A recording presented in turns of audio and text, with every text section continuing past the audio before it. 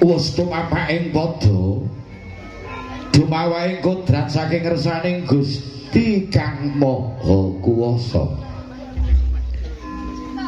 Nalika semana titaing Gusti kang asipat jalu tanampi wanita ingkang sedya netepi jejering agesang mancik alaming madya.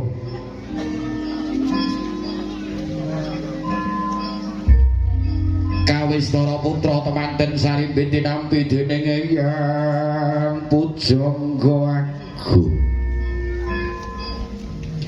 Dening punapa ta syarat lan saraning dauping putra temanten anut jaman naluri du engoni.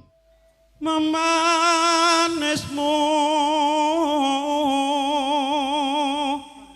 hango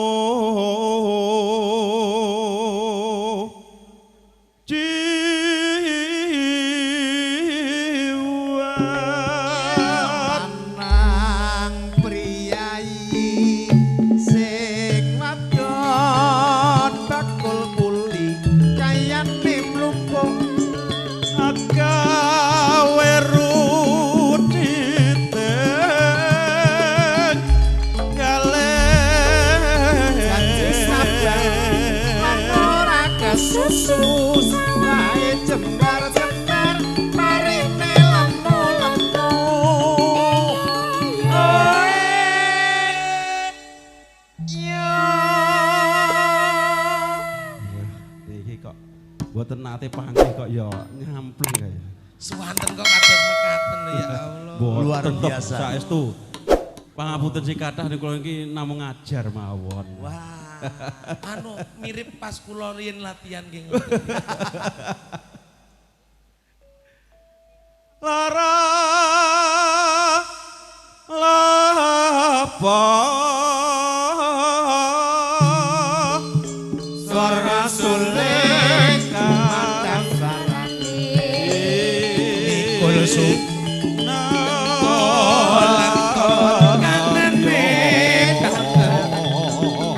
bisa kumpul ngono ya ngono opa pamundhuta karo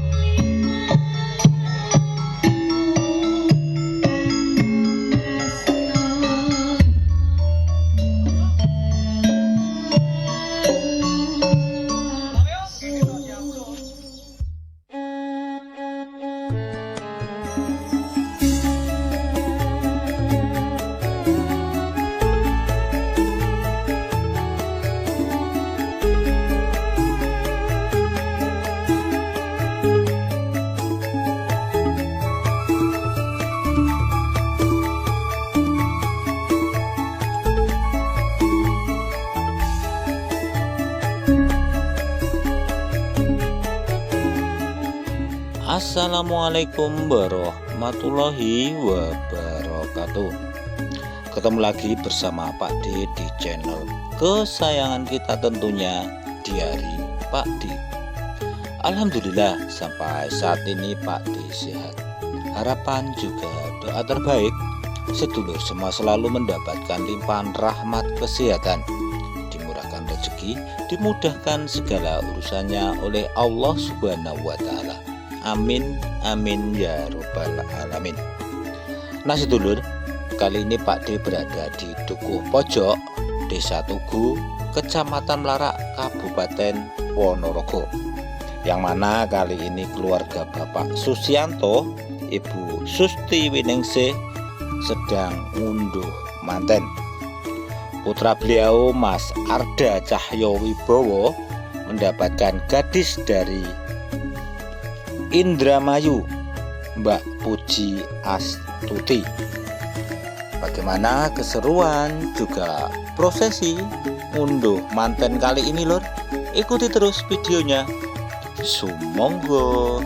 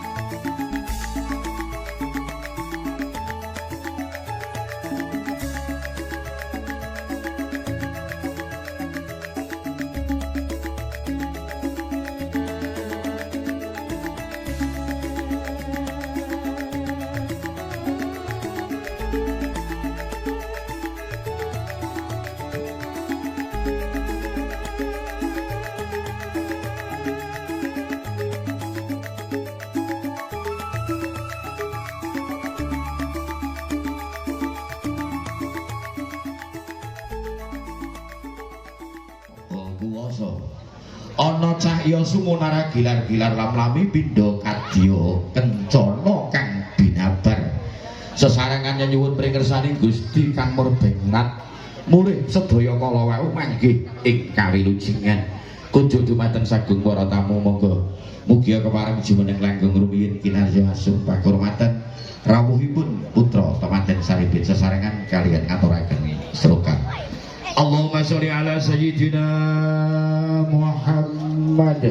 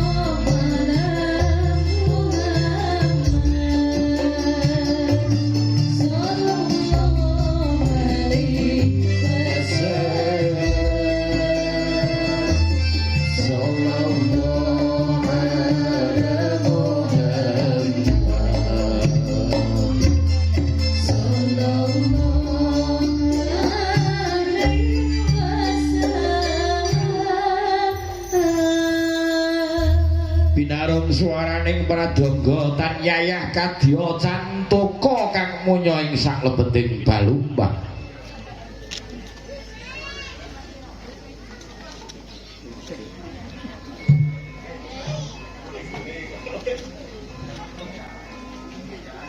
Wus tumapaking padha dumawaing kodrat saking ngersaning Gusti Kang Maha Kuwasa. Nalika semono titaing Gusti kang asipat jalu tanampi wanita ingkang sedya netepi jejering agesang mancik alaming madya.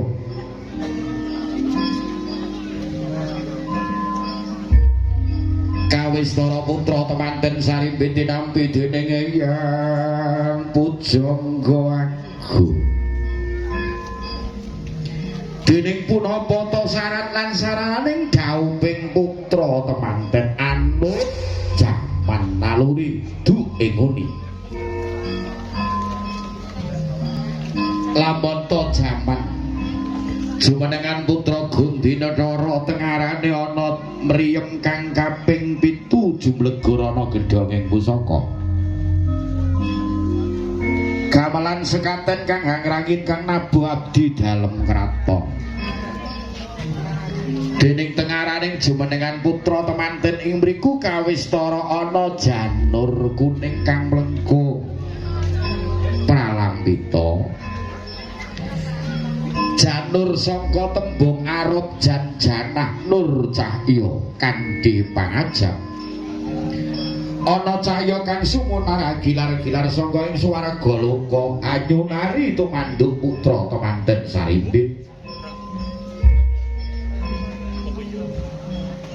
Ing mangke kawistara Eyang Pujangga Agung maringi unjukan kang winastan tirta wala. Den paringaken wonten ing gendhining pratala ya sinebut tirta kang suci ingkang sinambung Rama mewah ibunira. Kanthi pangajab saha panyuwunan Rama mewah ibunira genira tumanduk putra temanten. Mugi tansah bagya mulya lulus raharja nirbaya nirwikara. Tansah tinebihaken saking sekathahing siku deda gudha rencana hanyaketa ing katentreman saha kawilujengan. Ugi mangke temah paripurna Rama mewah ibunira ngibaraken kang awujud sindur. Sindur kang awarna abang putih mawa werdi kang sinambi.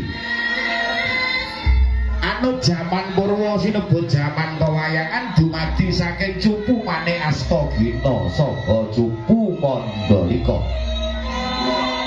Dening kang abang pralampitane dumadi saking kang ibu dening kang seta mijil saking kersaning Kang Rama. Manunggal sawiji kaijaban dening kersaning Gusti temah kababar jalma manungsa. Manjing akilekat dewasa kepareng nambut silaning agrami andung si katresnan jati.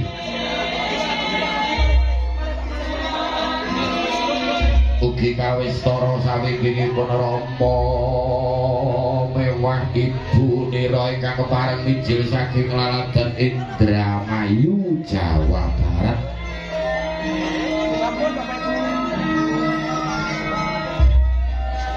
Ingkang kepareng satata mewah satiti caket kalian palengganipun pepundhen ingkang minulya Bapak Susiyanto mewah garwa.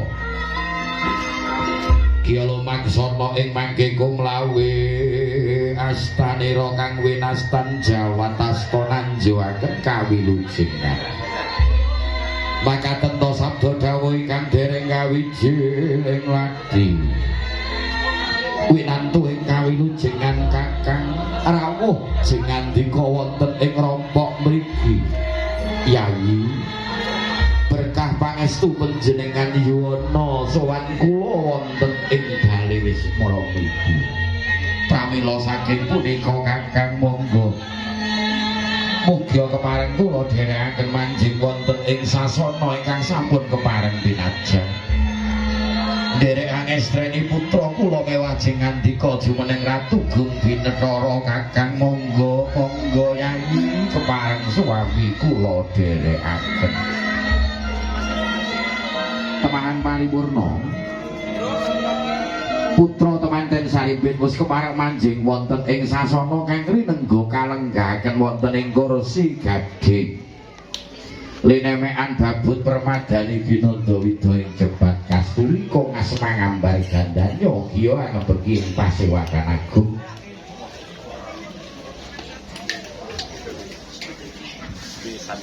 Ing panggih putra temanten Sarimbit kepareng pindha Ratu Gung Binethara kadya satriya kang ngrungkebi mring Bantala.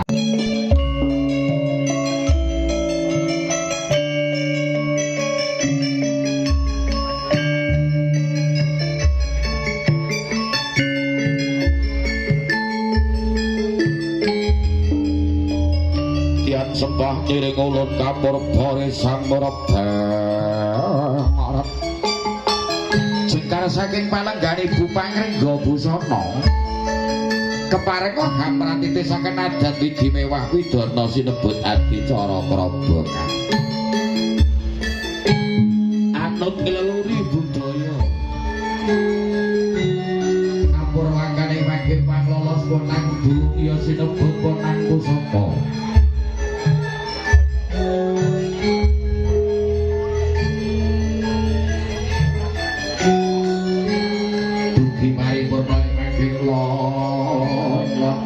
Pun keparing sungkem mring kersane Rama mewah Ibu Nira.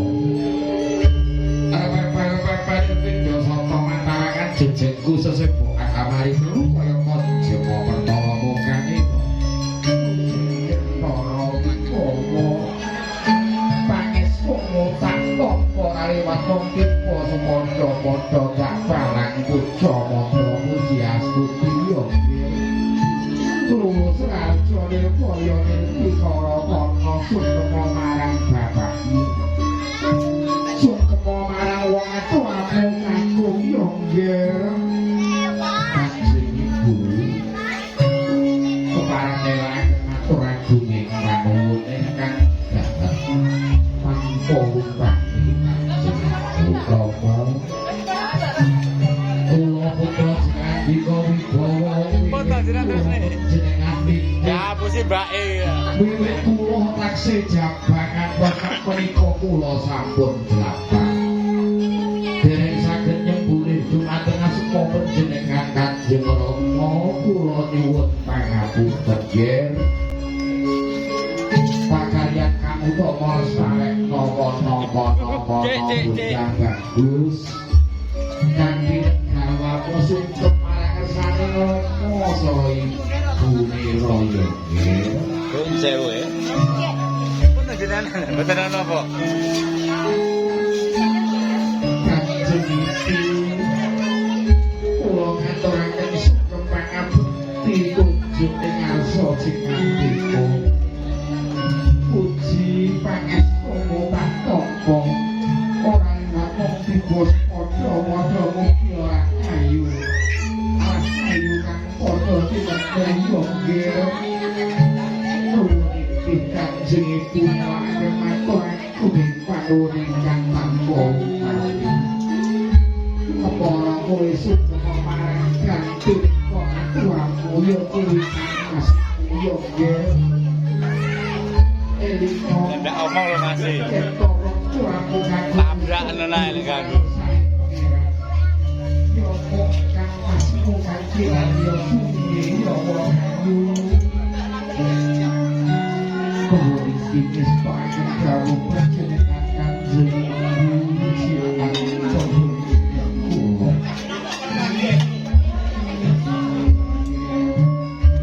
paripurna sugeng putra raja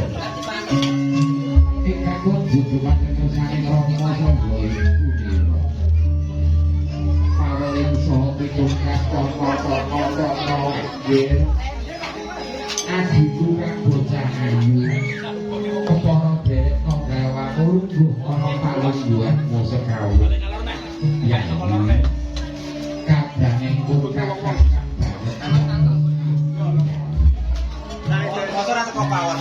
Yo ngeno, pancet.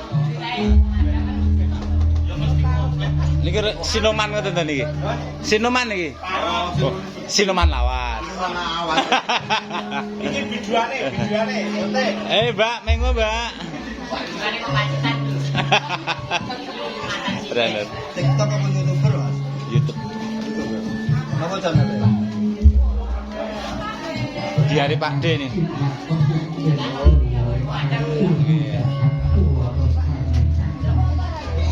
Saya udah lagi rong komplit loh, Bos. Santai. Nah, ini lho sing rada unik, guys. Sajen.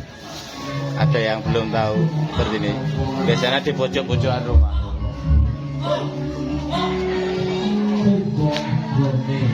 Ngopi, Mas? Ngopi. Monggo sekecakaken. Bakul kopi niki. Pinjen, Bu?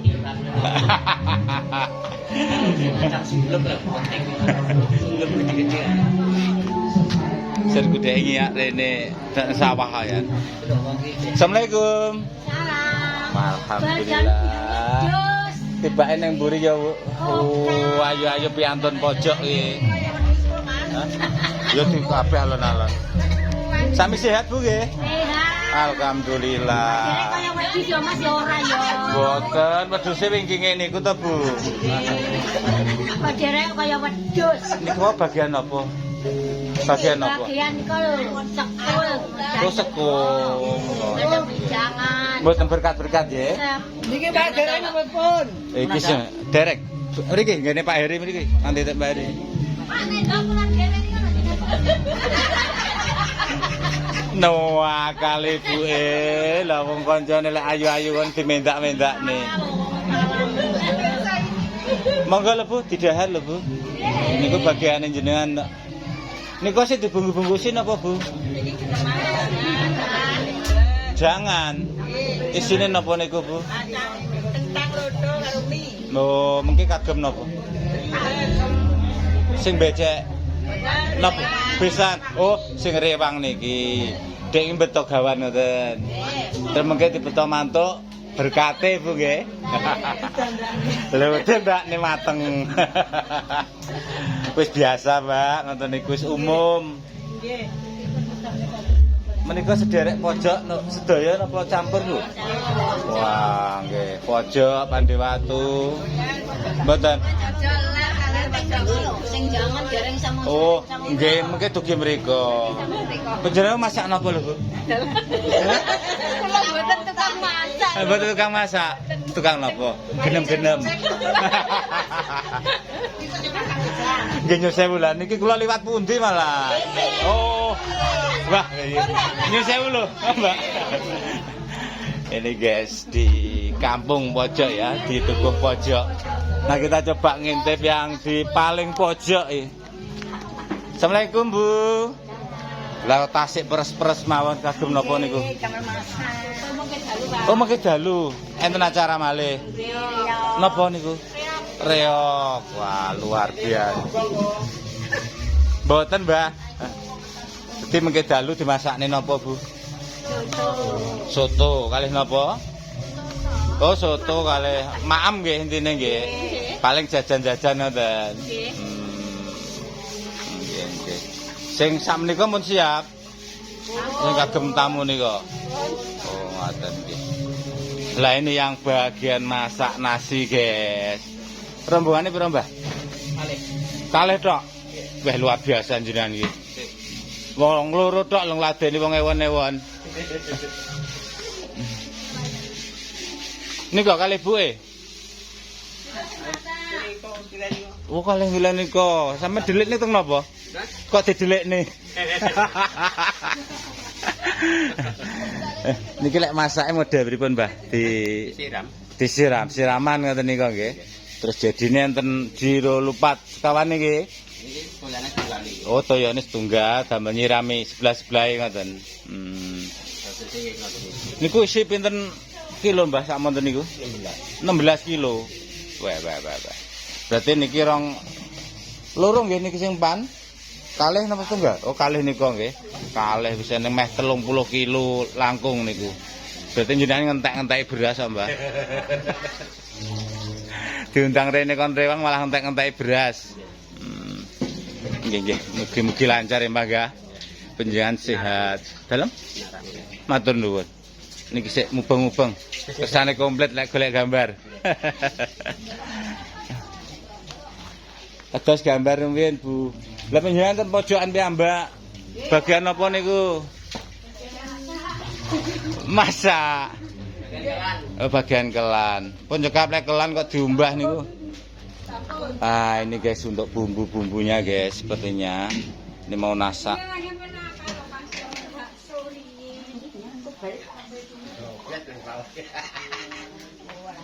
Sekeca ote-ote ngono kuwi Mbah Lene mawon rasno.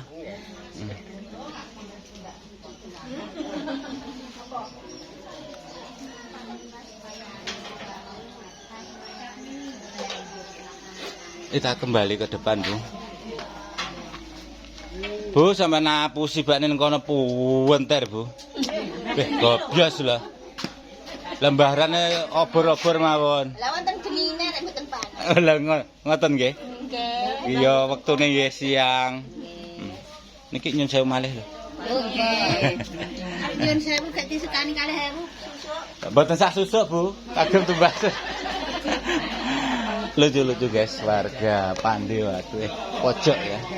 Ini luar biasa, ibu-ibu pada sehat semua, alhamdulillah. Putih.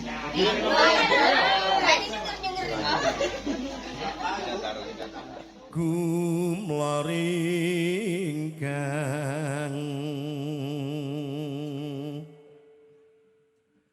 sekar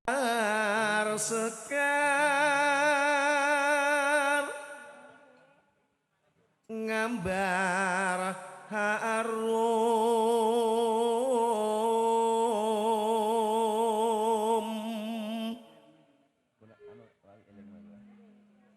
ngepeki taman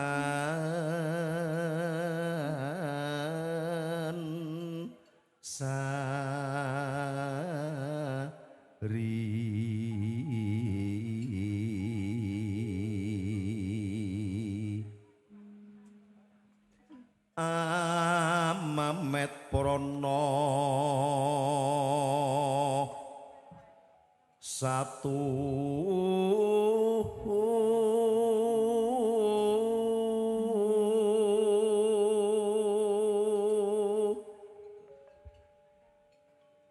karya jaring driya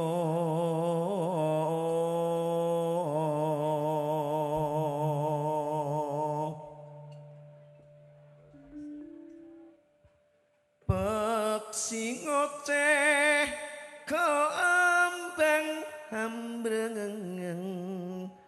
nimbrung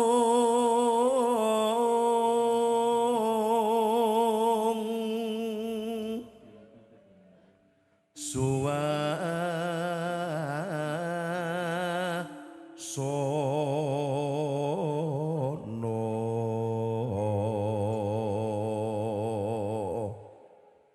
endah mulya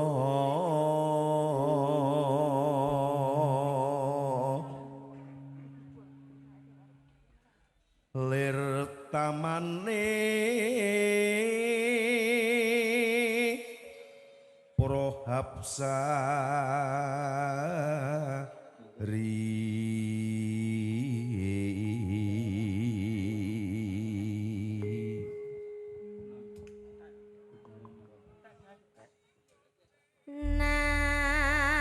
Nadyan langit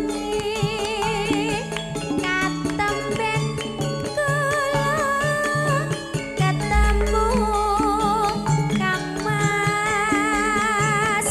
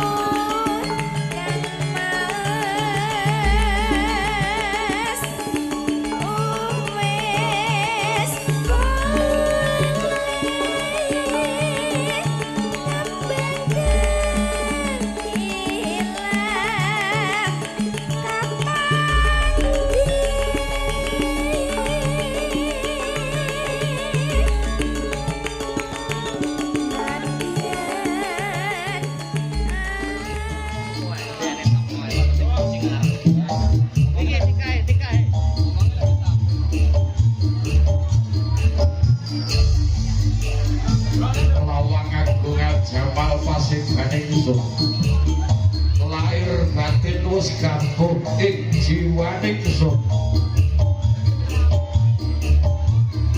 warok amolat jagat gumulung ono awas amolat jagat gumelar raga paripurna sejatining manungsa kukuh bakuh jatining kono Pesona Sinoman Putri pojok Wah, akhirnya nggih. Nggih, ora apa-apa. Nah, bila saking mengatakan kula nyuwun pangapunten. Dek, hadap sini dong. Dene Nah. sing dadi Pak Susianto saben kongso kaliyan Bu Susti Winingsih wonten siang menika ngunduh mantu ingkang rikala setunggal apan kepengker putranipun ingkang kabar-kabar paringan asma Arda Cahya Wibowo kalian Mbak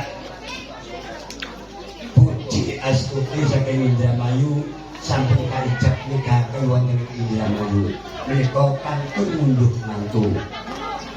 Pramila saking menika aditya kula minangka sesulehipun Pak Susianto matur sembah nuwun atas doa panjenengan Rekam cewek-cewek pojok lho, guys. Monggo lho, Dik. Sudah happy mawon. Oh, nggih, sampun, Mas. Dagangan kabeh guys ini. Cewek-cewek pojok. Kowe kuwi kena nggih. Duduk, Gus. Endi sing duduk? Enggak sing cewek lanang-lanang kuwi ben golek dhewe.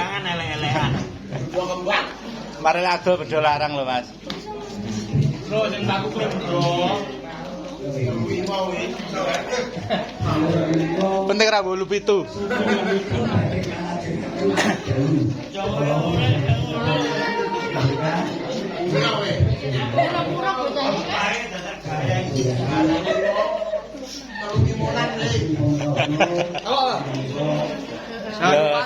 Channelnya Pak Wiro Channel ya.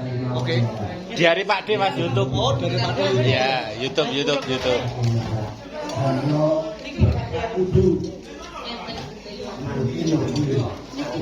Monggo lho Bu, udahan. Bacake Bu sereten nih. Rodok sereten Bu. Apa nih? Pasur ah? Lho sampean mame beda dhewe Mas. Rodok aneh. Wah. Oh.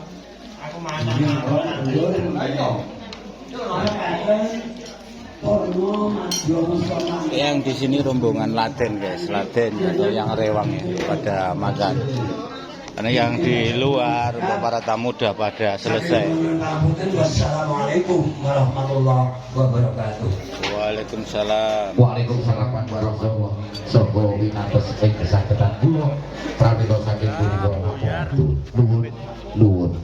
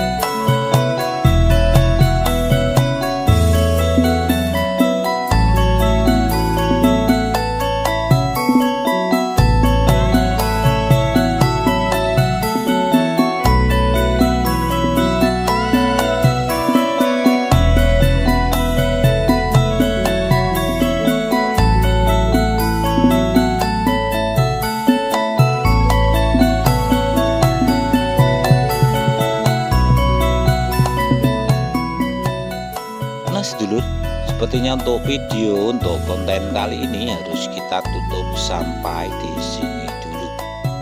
Demikian tadi kurang lebihnya suasana ngunduh manten di kediaman Bapak Susianto sekeluarga di Dukuh Pojok.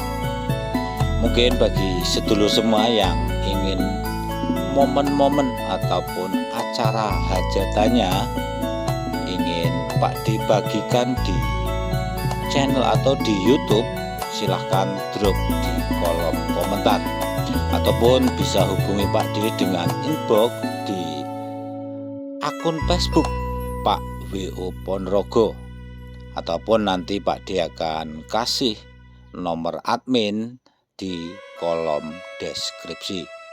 Jadi monggo jika ada momen-momen atau acara yang ingin Pak D dokumentasikan, silahkan saja untuk hubungi Pak D.